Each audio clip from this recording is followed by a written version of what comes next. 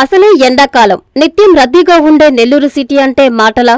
అందులోనూ రోడ్డుపై పోలీసుల విధులంటే ఆషామాషి కాదు. బగబగమండే సూర్యుడి దాటికి ఉడికిపోతూ, దాహర్తికి అల్లాడిపోతూ, నోరు తడియారిపోతున్నా, గుండె దడవస్తున్నా నిరంతరం విధులు నిర్వహిస్తున్న ట్రాఫిక్ పోలీసుల విధులకు అందరం సెల్యూట్ చేయాల్సిందే.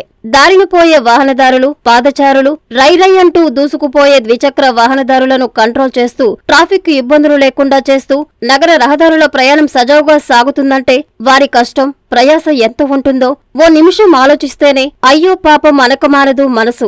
రోడ్లపై వారి విధులను అందరూ కళ్లప్పగించి చూస్తారేగాని ఎవరూ వారికి గుక్కెడు మంచినీళ్లు కూడా ఇవ్వరు, మజ్జిగ ప్యాకెట్లు కూడా అందించరు.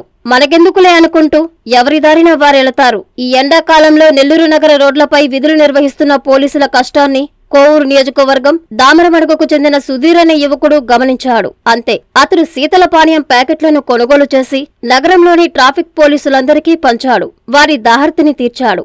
ఈ యువకుడిలా నెల్లూరుకు చెందిన యువకులు, స్వచ్ఛంద సంస్థల ప్రతినిధులు, దాతలు కూడా వారి కష్టాన్ని చూసి ఈ వేసవి కాలంలో వారిని ఆదుకుంటే బాగుంటుందని అంతా అంటున్నారు.